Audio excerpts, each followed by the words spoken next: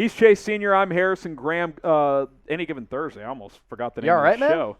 Dude, I switched headsets once already. You know, it's one of those days. Dub Nation, we got you. Hey, Dub Nation, we got you covered. We're getting this train back on track here. You cooked this segment up, and I like this one. Yeah. Building around Steve Kerr's comments, comparing this team to the 2015 Warriors. Is something special happening in Golden State? I think it's pretty fascinating. So in the Bay Area, the Warriors are off to a really good start, paced by a lot of guys. Steph Curry is having an MVP campaign. I know it's really early, but the depth of this team, really, really impressive. So while Steve Kerr doesn't necessarily think the talent of the roster in 2021 is equal to that team in 2015, which was Steph Curry's first championship alongside Klay Thompson and Draymond Green, he does see similar elements of this 2021 team that reminds him of that team back in 2015. He was asked about this on the radio. Here's what Steve Kerr had to say. I don't want to say, hey, yeah, we're just like the 2015 team. We can win a championship and win 67 games and all of that. I think that's far-fetched. What is similar is the chemistry that exists and the unselfishness and the depth of this roster. The depth of this roster is something that I've been talking about ad nauseum here on Warriors Today by Chat Sports, and we're going to take a look at both rosters, Harrison, and I do want to get your thoughts on this. Let's go back to that 2014-15 season. After a couple of playoff disappointments with the Warriors, led by Curry, Klay, and Draymond, they finally broke through here, almost won 70 games, won their first NBA championship as a core, and this roster was really, really good. And I'm not sure this year's team is better than it, but let's take a look and dissect it. Steph Curry, Klay Thompson, Harrison Barnes, Draymond Green, Andrew Bogut. That was really your starting five throughout this season. Good job by producer Jack LaRay for cooking up this heater of a graphic, by the way. And then you had all these bench pieces. And this is where I kind of can see the comparisons that Steve Kerr is making. Andre Iguodala, Sean Livingston, Mo Spates, Leandro Barbosa, David Lee. Those were great complementary pieces to those starters. And the Warriors any given night could run 10 to 12 deep. And then you fast forward to this year. Imagine when Klay Thompson comes back, how lethal, how dangerous, and how unstoppable this Warriors team could be when already to start the year, they're off to a miraculous start. I like this starting five that's comprised right now of Steph, Jordan Poole, who really can go on a flamethrower, off the bench or as a starter. Andrew Wiggins has been great this year. Draymond Green, still an awesome defensive player. Kevon Looney, such a great glue guy. And then these are some of the other pieces. Of course, you have to factor in Klay once he comes back in December, January, February. Shoot, if they continue to win games, you don't need him back anytime soon. Let him recover. James Wiseman, everybody's down on him. I'm higher than most. Damion Lee having a great year so far. And then Nemanja Bjelica, Otto Porter, and Jonathan Kuminga, Moses Moody, some of the rookies there picked at number 7 and 14, and Gary Payton II, who gets DNP'd sometimes, but when he's on the floor can make a lot of things happen.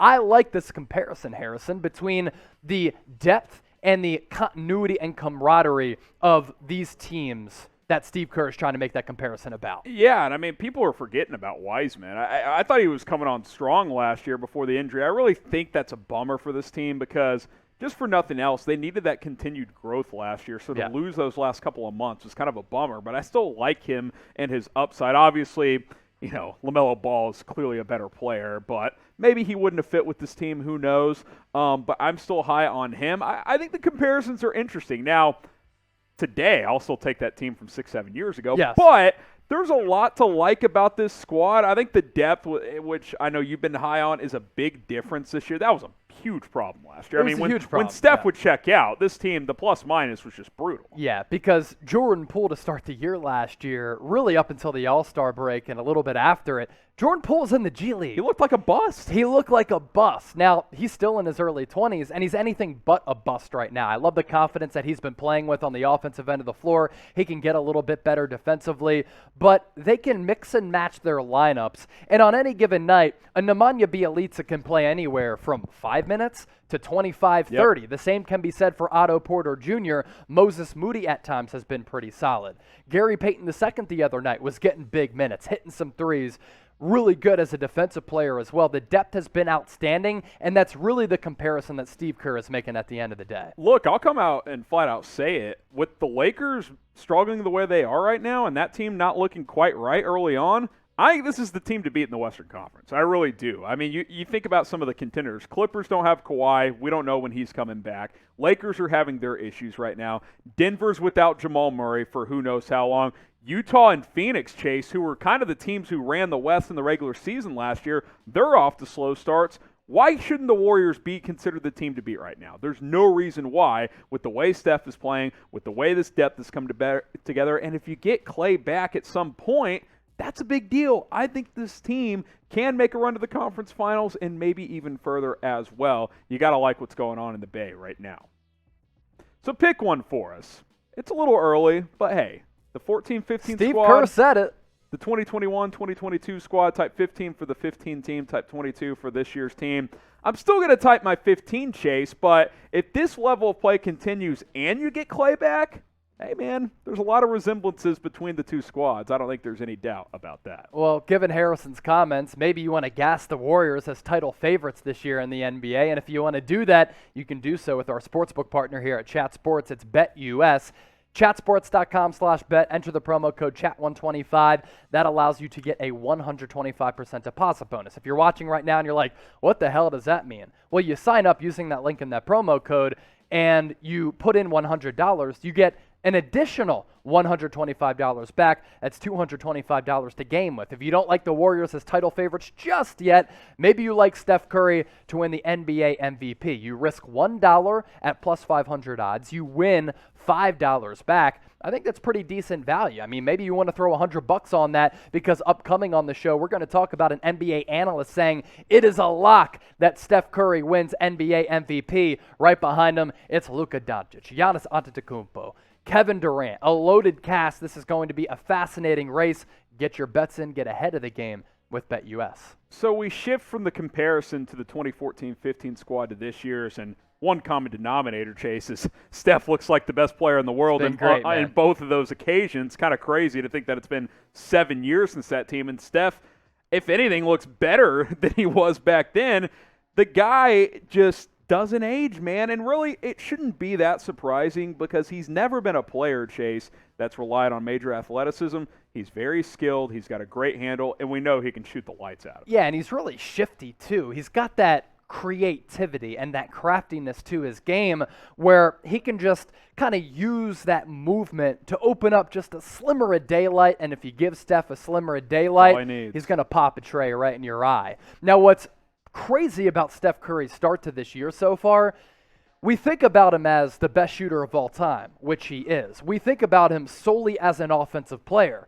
He's been more than that, though, Harrison. 29 points per game, more than 8 rebounds. He's never been a big rebounder. I know it's early, but still, 6 rebounds, and he's shooting, of course, an unconscious 40% from distance. Steph Curry to start this year, HG, he's been Mr. All-Around Steph. Woo! Now, he's not going to be a first-team all-defensive caliber player. He can get picked apart on the defensive end of the floor, but he certainly makes up for that for what he is able to do on the offensive end. But he's creating a little bit more, rebounding the basketball. I know executive producer Marshall Green thinks that rebounds are useless. I think it's pretty telling, though, that Steph Curry is doing a bunch of everything. And here's what's wild. Throughout this week, in wins against the Kings as well as the OKC Thunder, if I'm not mistaken, he went scoreless in the fourth quarter.